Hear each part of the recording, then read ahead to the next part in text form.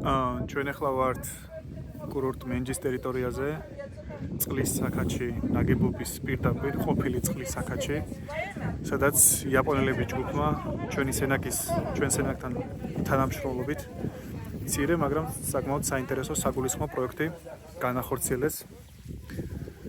ესენი არიან ჩვენი სტუმრები იაპონიიდან, რომლებიც დაახლოებით 4 დღის განმავლობაში მუშაობდნენ აქ და ამ ძველი იაპონიის ტერიტორიაზე. კარგად იზოდეიდა.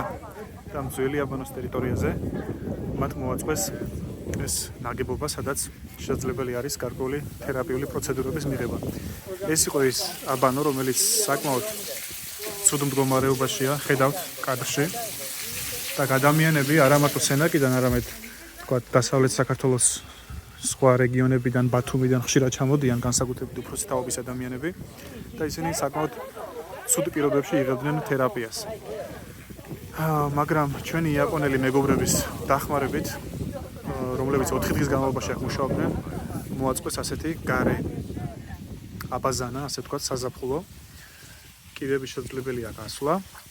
ახლა გასუფთავებენ, წმინდავენ, ალაგებენ, უკვე ეს პროექტის დასრულება არის და აქ არის მოწყობილი, ასე ვთქვათ, გარე აბაზანა, საკმაოდ საინტერესო ხედით კოლხეთის დაბლობზე და ეს ასევე იკეტება, შესაძლებელია ამის დახურვა აი ამ აივნების. აქეთ არის კავკასიონის პანორამა, ასე ვთქვათ, ჩრდილოეთით, ხოლო სამხრეთით კოლხეთის დაბლობის ბუნებრივი ხედი.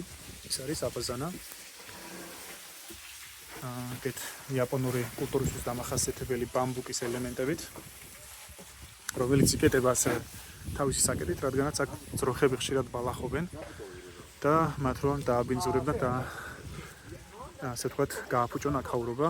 ესეც ბუნებრივად შეხამებული არის მაქსიმალურად კედელი იმ არსებულ ძველი კედლის ფორმებთან და სტრუქტურასთან და ესენი არიან ჩვენი მეგობრები, ასევე ჩვენი ქართველი მეგობარი თამუნა. როგორ მოგწონთ ეს ყველაფერი? კი. და როგორც მენდენ ისე როგორ ეხლაც კი ასუფთავებენ. უნდა რომ დაგვიტოვო. კი. ჩვენმა იაპონელმა ეს ჯო პროექტის დირექტორი. კი. და უკვე ემზადებიან წასასვლელად, მას შემდეგ რაც ეს პროექტი განახორციელეს. ესენი არიან ადგილობრივები, მენჯელები, რომლებსაც აქ გარკვეული ინსტრუმენტები, რომლებიც აქ დარჩა, და ვთქვათ, რაღაც საშენი მასალა, მისი გარკვეული ნაწილი მათ საჩუქრად გადასცეს. ეს არის ზონო, ჩვენი მეგობარი. ეს არის ვიდეო ჩვენი სენაკისათვის. გამარჯობა. ზონო, ვიცი, ცოტა ქართული და ცოტა მეგრულიც. ქალბატონი ნათელა, რომელიც წლების განმავლობაში უვლიდა ამ აბანოს.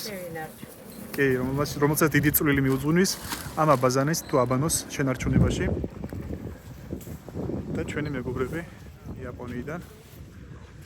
მათ თავდაპირველად სურდათ, რომ შიდა ტერიტორია გაერემონტებინათ, თუმცა იაპონური სტანდარტებით აქ გაზი აღმოჩნდა, ასე ვთქვათ, მომწამლავი, ანუ დიდხანს არ შეიძლება ამ გაზის ჩასუნთქვა 1 საათზე მეტხანს. და ამიტომაც ისედაც შეზღუდული დროის პირობებში მათ გადაწყვეტეს, რომ გარეთ მოეწყოთ ეს აბაზანა. და ამის გარდა ისინი სენაკში კიდევ აპირებენ მცირე პროექტების განხორციელებას, თუმცა ეს უკვე მომავლის საქმეა.